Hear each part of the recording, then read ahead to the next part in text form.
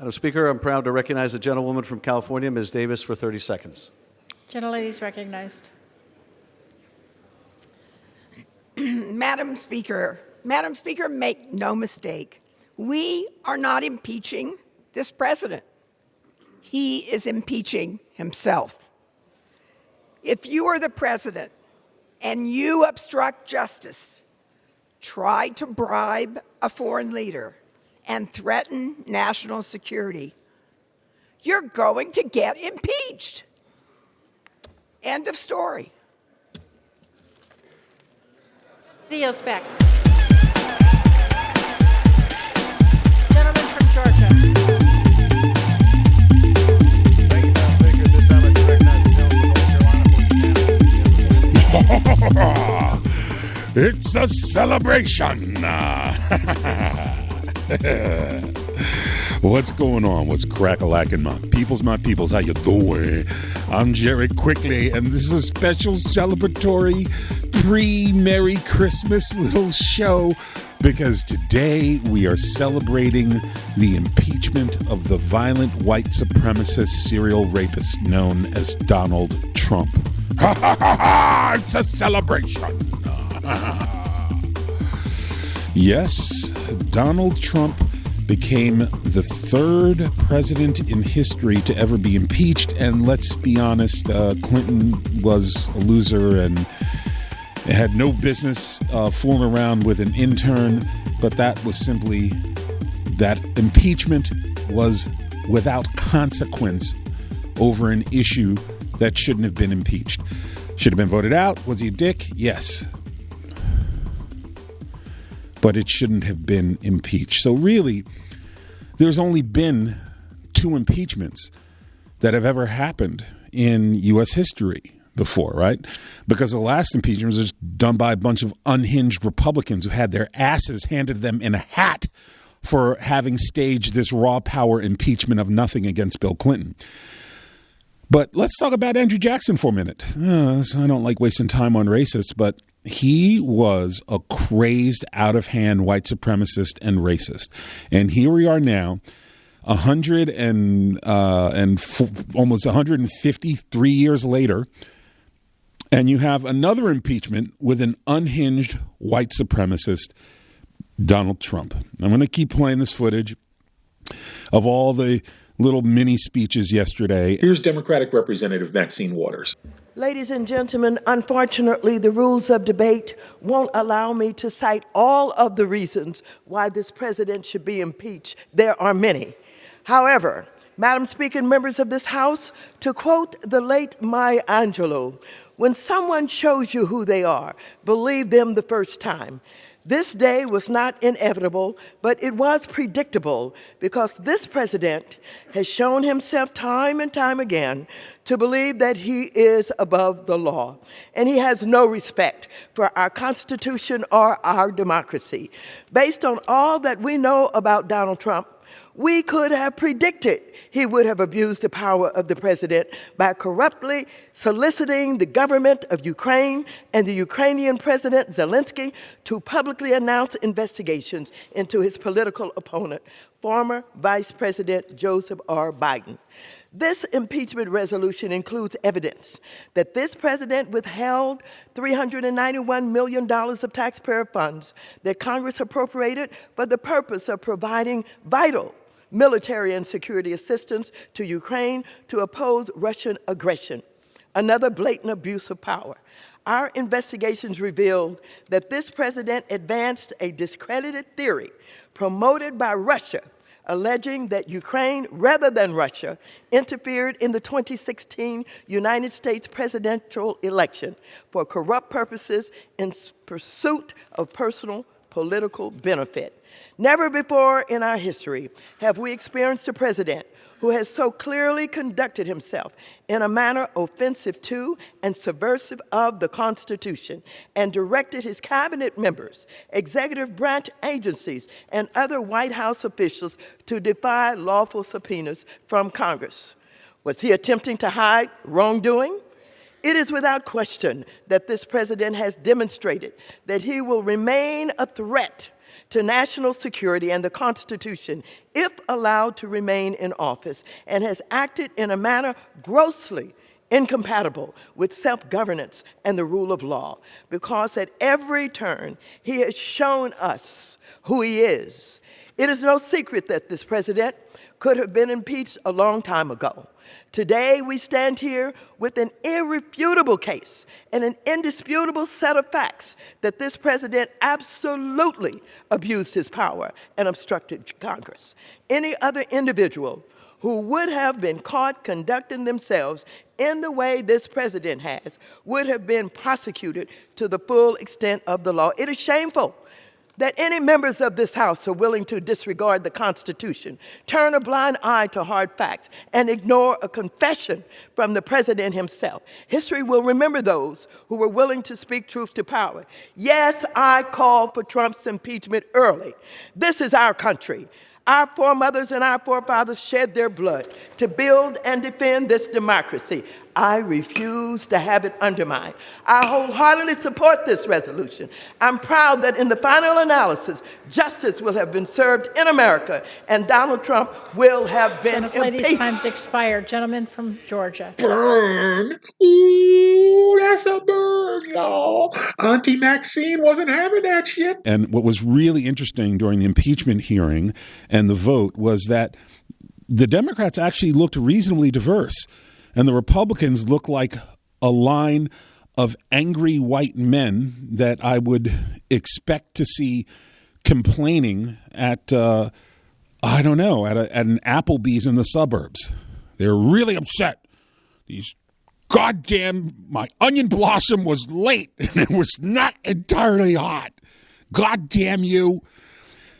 So here you have this stream of white men, all complaining about process, never addressing what the president actually did.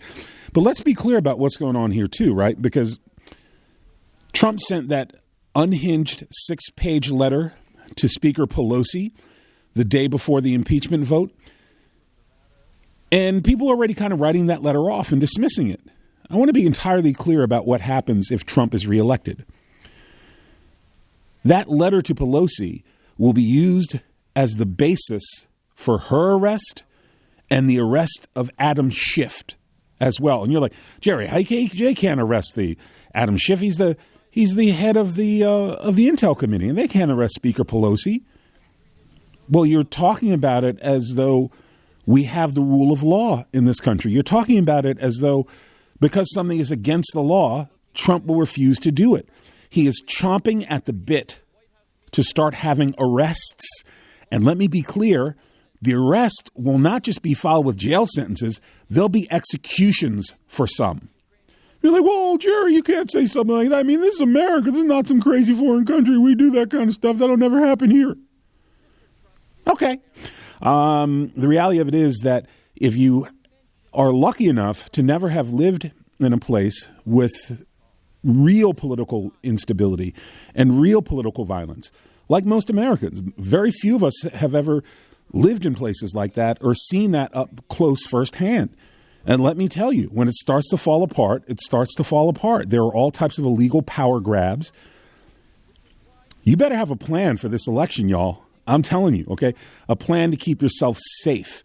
There will be significant amounts of violence that accompany this election season, the election, and the wake of the election.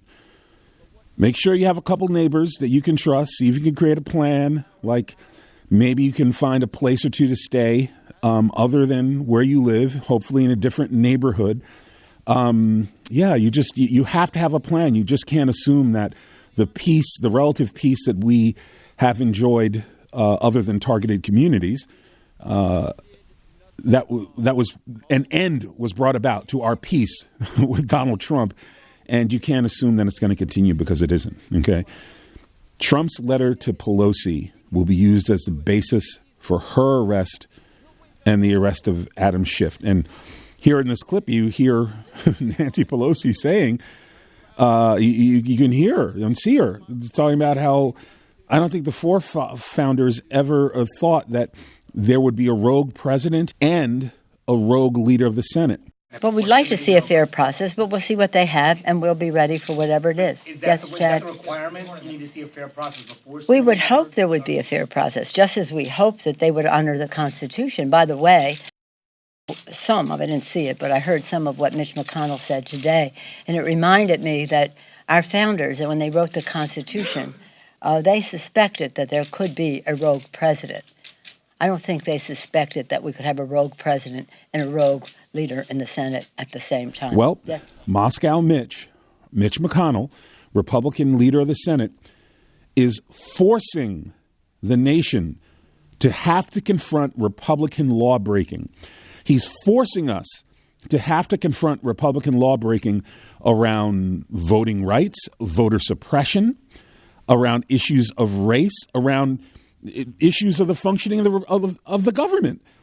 When Obama was president, Moscow Mitch famously said, "I refuse to allow a vote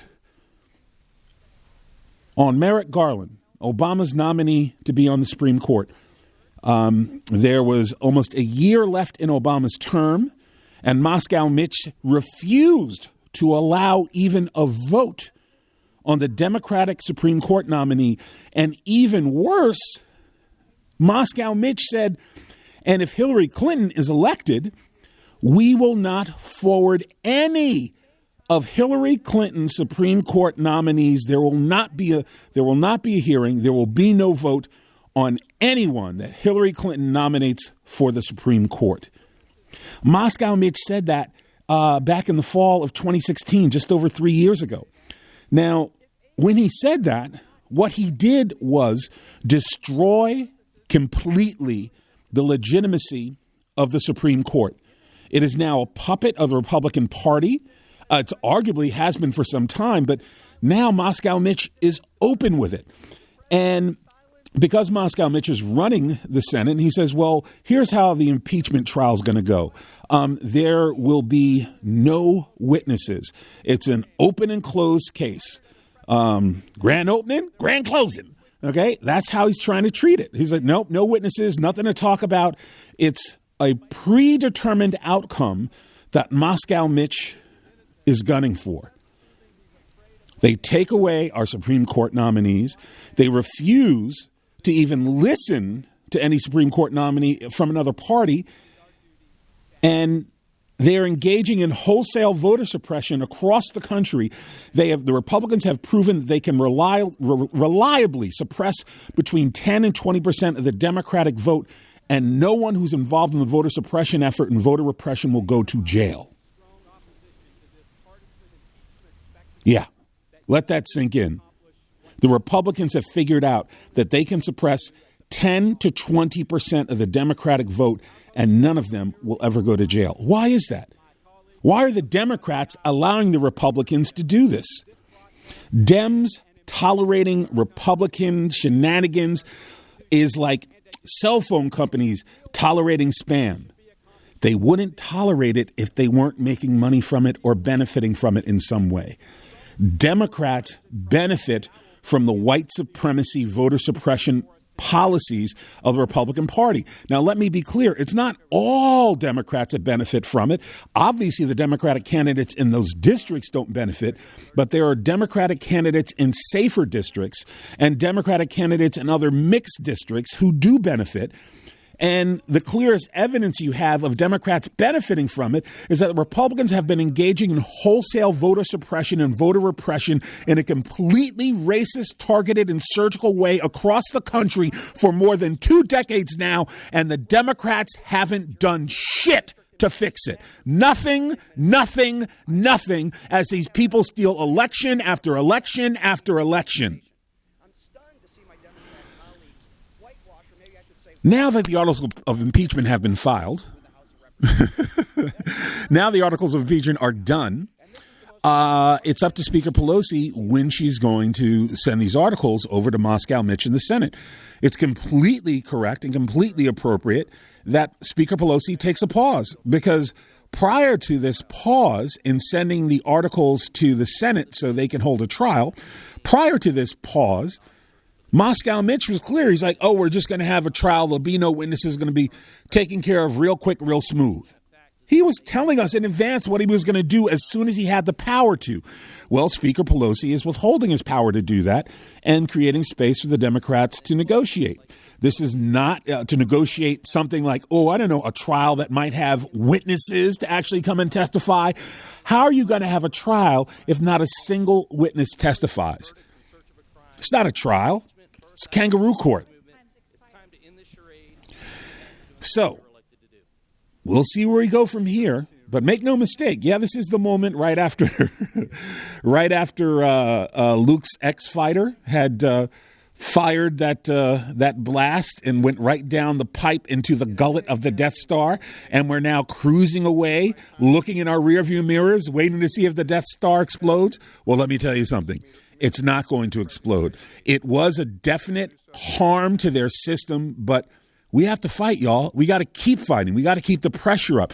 The Democrats aren't going to save us. They're only going to do what we force them to do. The only reason there's even any discussions within the Democratic Party about Medicare for all is because you and I have forced this discussion. The Democratic Party leadership doesn't want to do anything but sell us out as hard and as fast and as quickly as possible. Let's get business back to order. Let's get our Wall Street friends up in their jet copters again so they can commute around Manhattan from their fucking penthouse to their fucking boats. Ooh, excuse me. Sorry. Bing bong. Okay, so where are we going from here?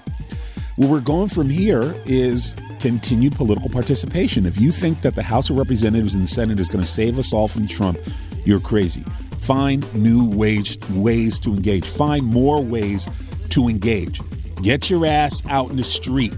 There's a lot of really, really great rallies happening all over the country.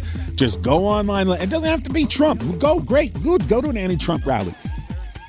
Pick something that matters to you. Police brutality, school funding, arts and education, student loans, Trump. Find something and put your fucking back into it. Y'all, we need each other now more than ever before. I'm Jerry Quickly. This is happening. And I'll be back at you before the year is out with another podcast. Thanks for tuning in. Thanks for listening. It's a celebration.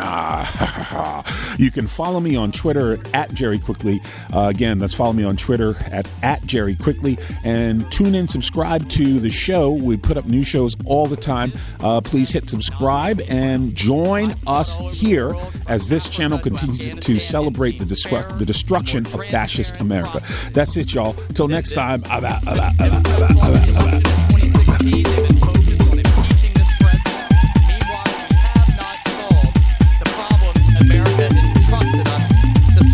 Immigration, healthcare, infrastructure. Nothing in President Trump's call rises to the level of high crimes and misdemeanors worthy of impeachment.